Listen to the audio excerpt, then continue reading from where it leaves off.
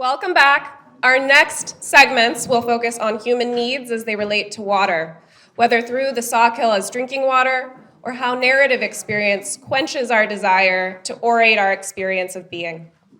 Our first presenter in the second section is Jill Olesker, who will be leading us in a group activity to honor the narrative experiences of our beloved Sawkill.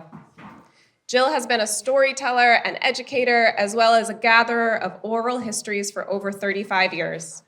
She has worked in schools, nature centers, botanical gardens, libraries, at forests, and beside rivers. On the latter, she says she has been in love with rivers, streams, and other waterways since she was a young child growing up in Manhattan, overlooking the Hudson River. She has felt connected to waterways ever since. Out of this love grew her most recent exploration, the Water Stories Project, which WLC was very fortunate to feature at this year's Scarecrow Festival. She is currently collaborating with various community groups and schools to nurture the reciprocal relationship we have with waterways. She is passionate about helping people interact with and connect to nature and their imaginations through the arts and ancient traditions of storytelling. Please welcome Jill Olesker.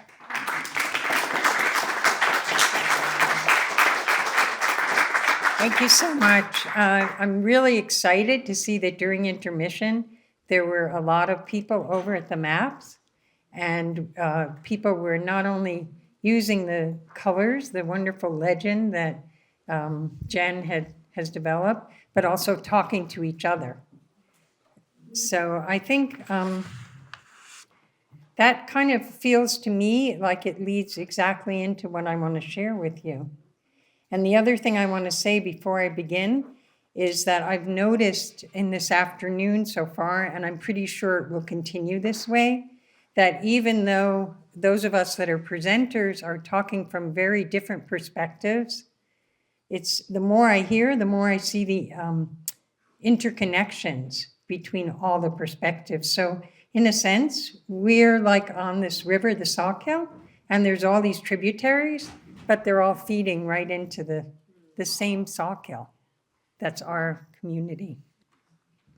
So thank you, Miranda, for introducing the project. I just want to read you our vision statement for a moment, and then some quotes, and then I am really excited to try this kind of experiment of an interactive activity. The Water Stories Project is a traveling band of artisans revisiting the tradition of community storytelling. We hold informal, intergenerational circles where the voice of the local waterways, the voices are heard through personal memories, stories, and songs. The project's first name is Water Stories, but the middle name is Meet Me by the Water, Listen to the Water. So far, in this few years of doing the project, we've held pop-ups, which is what we did at the Scarecrow Festival, where we have a table and people tell their memories of water, and then memories get hung up on a clothesline between two trees, usually, so that everyone can read everyone else's. We've held some storytelling circles, literally around a campfire, where people share their memories. I've done some interviews. One of them, which was amazing, was with I like to say our very own, but with Mary McNamara, and also with Patrick Landaway at the lighthouse, and with a lock keeper from the Erie Canal. And I'm hoping to do many, many more, because I think those are very important water storytellers. And one dream that has not happened yet is to hold some weekend retreats where we can just spend all day and possibly all day and night and another day with all kinds of arts events and healing water workshops. And I'm working with two other people. One is a wonderful woman named Svetlana, and another who's a teacher, Charlie. And prior to that, I worked with Mary and another Saugertian Deborah Day. So the project has become from my dream, it's now become a collaborative, collective project, which is changing all the time. And the last thing I want to just say of our vision is that actually, a child said this at one of the pop-ups. She was 5 years old or so, and she came to dictate a story to me, and she said, "Water has memory. Water has memory." So to me, a big piece of the project is that water is actually a keeper of memories and a storyteller of the earth. And I hope we want to hear and share stories of harmony and chaos so that we could touch and inspire future generations so that they can tell their own stories. So I'm going to read you a quote, and then I'm going to take you into a story that you can help create. This quote is from a wonderful book that I've just started reading called Is a River Alive by Robert McFarlane. I highly, highly recommend it. Yes, Is a River Alive? Yes. And he went to 3 rivers. And one of the rivers he went to was in India, in Chennai. And there's a confluence of rivers there that are highly, highly polluted. But there are people there who are doing amazing work, amazing activist work in what could seem like a hopeless situation. So the quote I want to start with for a moment is Robert McFarlane is asking one of these activists, young people who he's working with, and he says, "What would a good Inori Creek look like?" I ask. "What future do you want for this landscape, this place and its life?" There's silence for a while. Then Raju, the person he's working with, answers, this time in Tamil, his native language. He speaks slowly with seriousness. His smile is absent. Another co-activist, Yuvan, translates. And here's what he said. "To change a landscape for the better," he says, "you must first have the ability to dream a good dream." He pauses. A golden plover cries like rain. But here in Inori Creek, people have been deprived of the ability to dream. And a little later he says, before the people of Inori Creek can shape a good future for this place, they need to be helped to dream again. When we speak with them, we ask them about their ghosts and monsters. They know these terms, and I'm going to explain that a little later. So my own river water history was recounted by Miranda, thank you. And now I'm going to ask you for a moment, if you would like, to remember a place. It could be the Sawkill, it could be another waterway, but close your eyes if you want, or leave them open, and just remember a place that you went to that was by a waterway, or when you were in the waterway.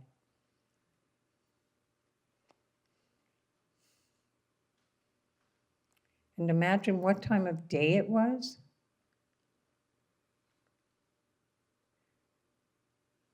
Is this somewhere you went many times, or just once and were surprised?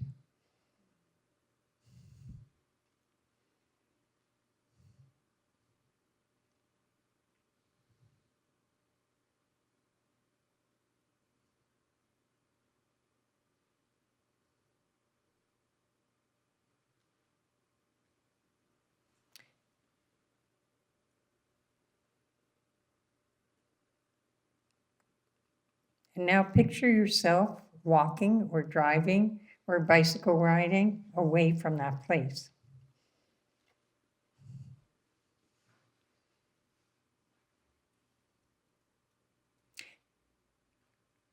And now I'm going to ask you, and I'm aware that this will be a cacophony of noise, but like a roaring river at the moment, I'm going to ask you to turn to someone. Just tell them your name if you don't know them, and the maybe the name of the place you were, or one word, and this is the important part, one word that comes to your mind when you think of the water in that place. Okay? So I'm just going to say 1, 2, 3, 4, and then just turn to somebody and tell them. Ready? Here we go. 1, 2, 3, 4.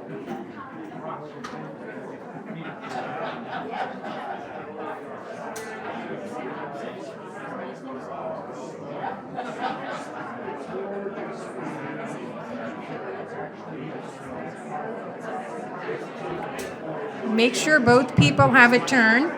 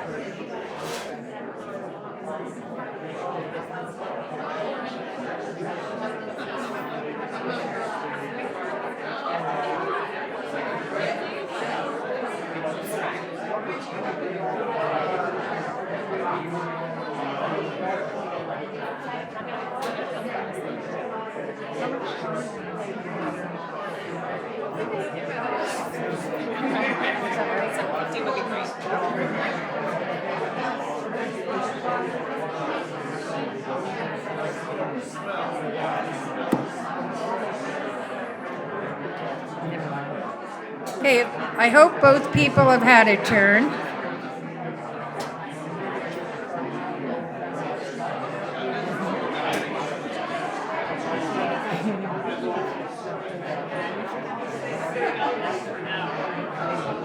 feel bad, this one guy. Maybe he doesn't want to. I'm going to ask you to come back in 10 more seconds.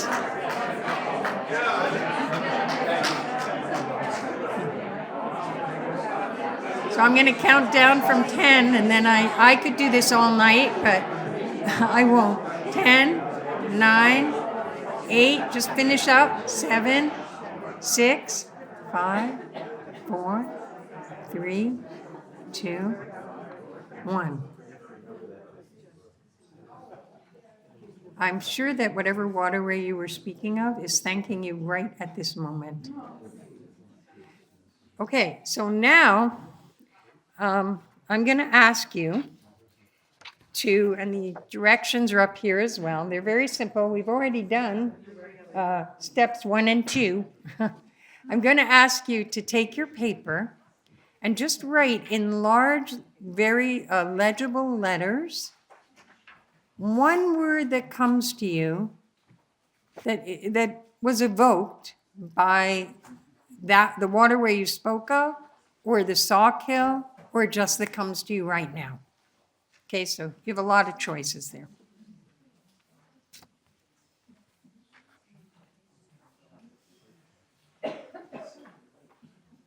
I already see some really great words.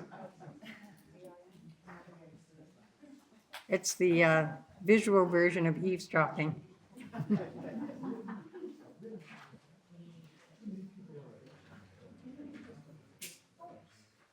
think we should start from the front. Right? Okay. Have any of you ever seen a game show where people hold up like bids or hold up? That's what we're going to do, except the prize is the water. So what we're going to do, and I'm going to ask Miranda, would you help me? Okay. Unless you need to film, then should I get another? Sure. Okay. All right. So this is what we're going to do.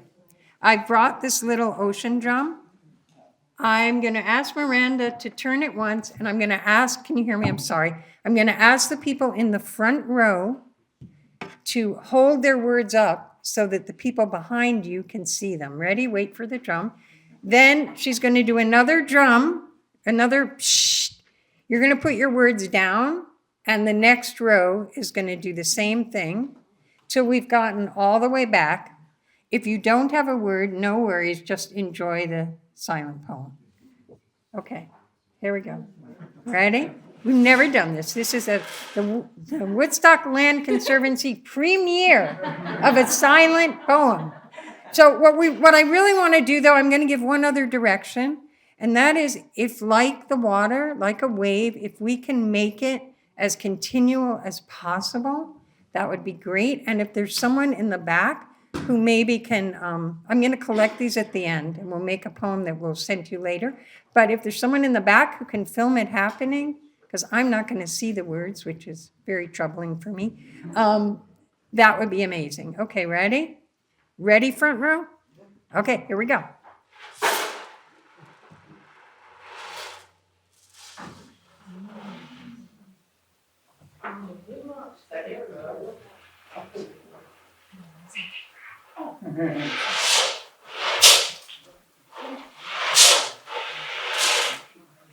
You ready?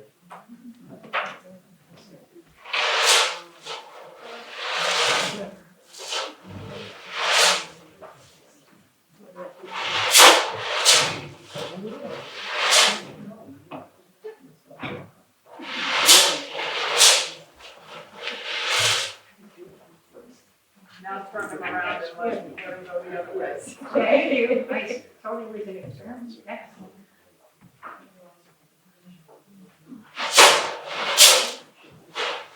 This way.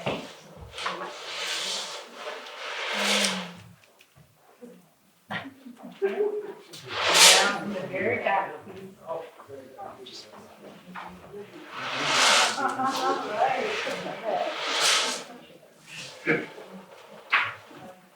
Now, let's make one sound as a whole group, kind of like an orchestra all playing together. One water sound. Ready? I'm going to go. 1, 2, 3, 4.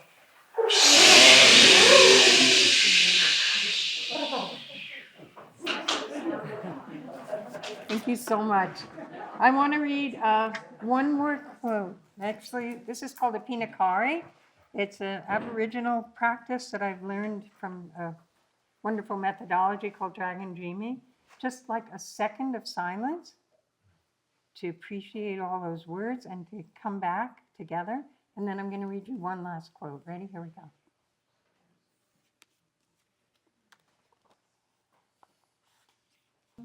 I want to end where I began. And this is also from Is a River Alive? And this is what Robert McFarlane was doing in India. He did different things at different places he went. He says,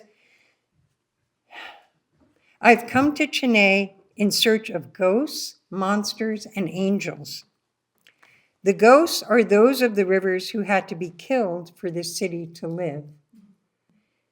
The monsters are the terrible forms those river ghosts take every few years when they are resurrected by cyclone or monsoon or flood, which we heard about.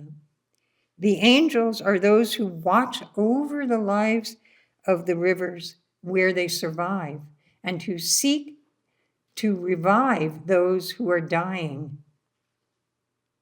Cities grow along riversides, writes Yuvan, then slowly forget their ecological, hydrological genesis. Later, they slowly collapse under their own weight, unless, perhaps, there is a powerful re-invocation of what birthed a city in the first place, a river. And I believe that stories and storytelling can play one part, one small part, of inspiring all of us to take the action that the rivers are asking us to. Thank you very much.